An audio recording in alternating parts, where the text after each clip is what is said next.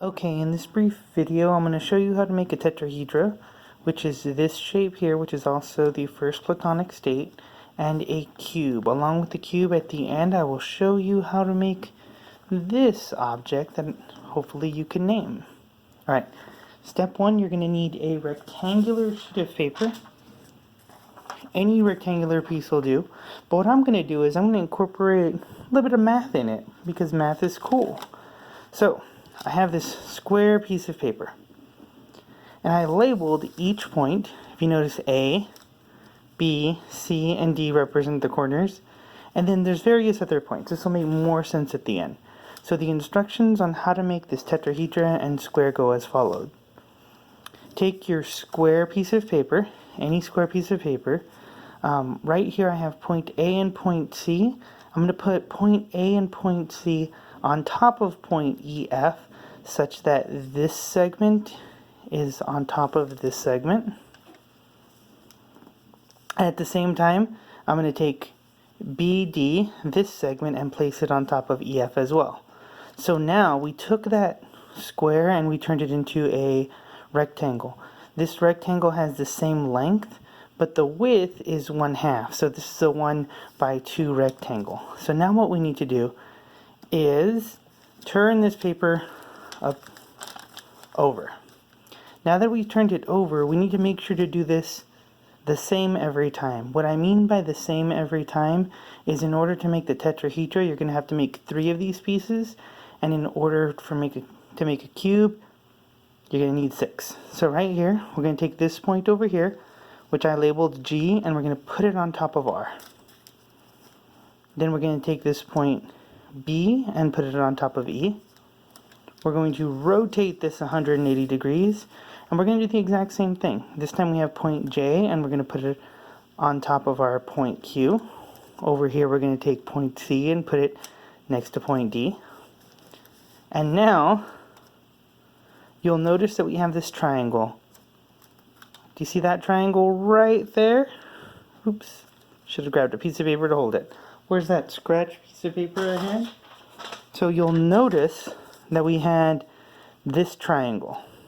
And we're going to take this triangle and we're going to cut it in half. We're going to fold it along its height.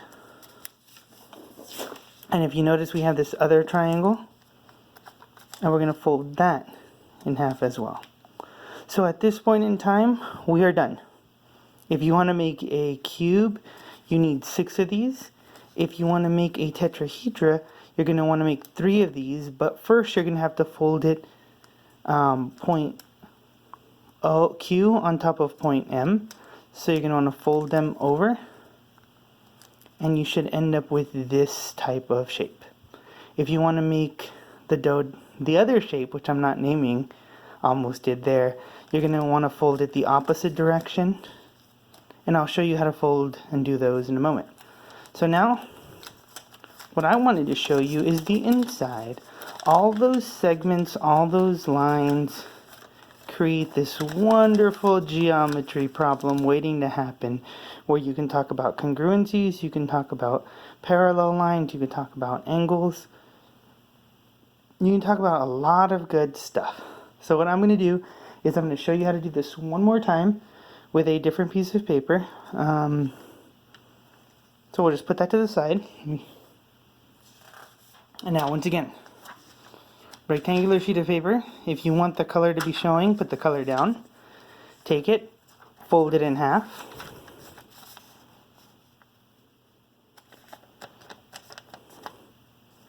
There it is. Open it, take the outside and fold it to that fold we just made.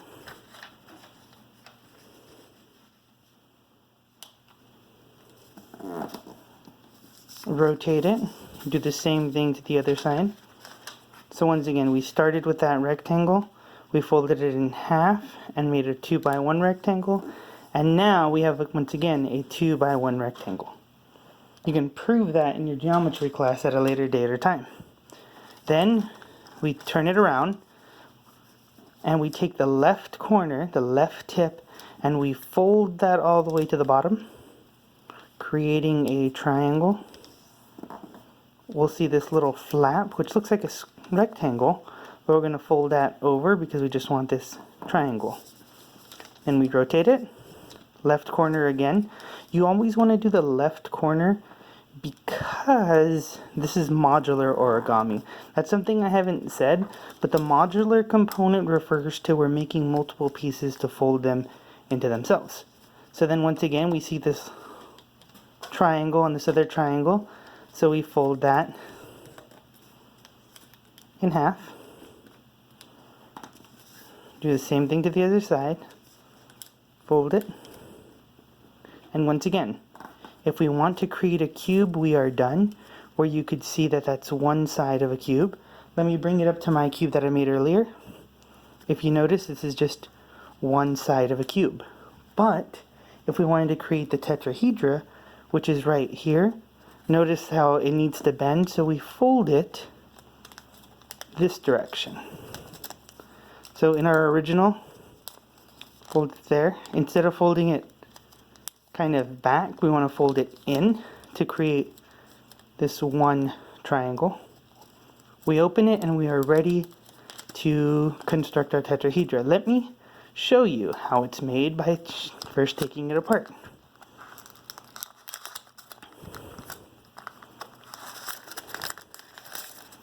So, with modular origami, we have a pocket and a tab every time.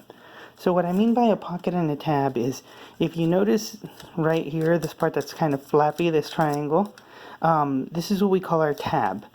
Right here, this inside, that's what we call our pocket. So what we do is we take our tab and we put it into the pocket. Then we take another piece. If you notice,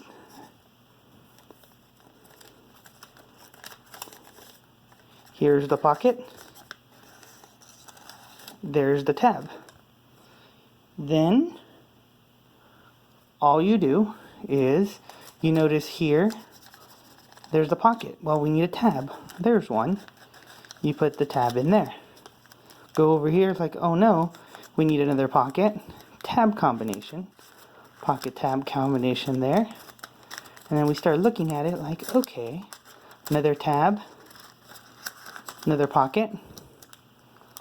The final piece is a little tricky, but all you're doing is putting a tab in a pocket and you get a tetrahedra. One thing I do want to say about the tetrahedra is it makes a great toy for cats because they just like hitting the random sides and it moves. And once again, if we look at the inside, this is what we have. Isn't that lovely?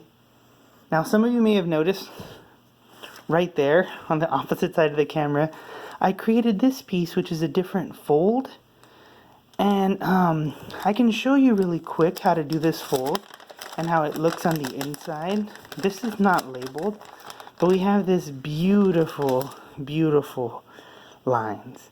So to do this version, what you do is you start with your rectangular piece of paper, fold it in half, once you fold it in half, open it, take the outside edges to the center, then reopen it, take the left corner and make a small triangle with that line, and then make another fold over here where you're taking that outside segment and you're also placing it on that line. Then you fold it down, rotate, and you do the same thing. Fold the little triangle, fold that triangle in half, then refold that down. Now here, what you want to do is take the bottom left and fold it to make that triangle. Then take that triangle and stuff it on the inside. Rotate and do the same thing. Fold, stuff it in there. Then turn it around and take, this is a little difficult to see, but look at it this way. You want to create a square. So what do? You take this triangle and you fold it in half. You take this triangle and you fold it over. Now we have this square. So I want to show you the difference. So here, if I wanted to make a cube, I wouldn't do anything else, because if you would notice, it's already flat. And you're doing that same concept. You're putting a tab into a pocket. You're putting a tab into a pocket. That's all you are doing. So that's the basis of this. What you do is, all you do is you make tabs into pockets.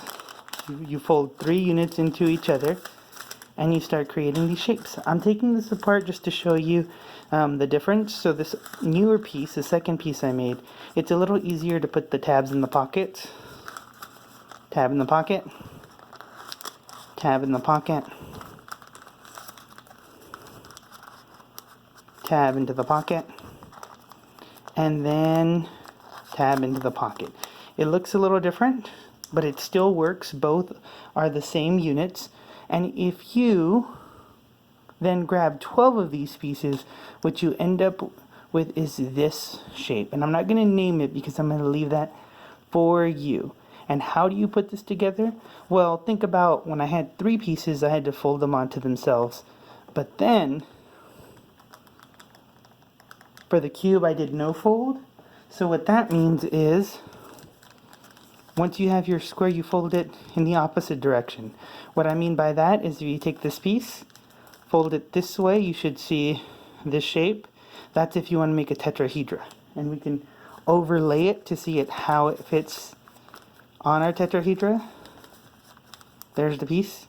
If we leave it straight, it becomes a cube, and you can extend this with multiple pieces and make some really cool funky shapes. If you fold it the other way and create kind of one triangle this way where it seems like it's bouncy, I'm going to say bouncy, that's what makes this shape. And this gets a little bit more difficult to make, but I'm going to leave that to you as I just show you how it looks. If you want to know how this makes, I'll put a link on the bottom to someone else who's done this. Thank you.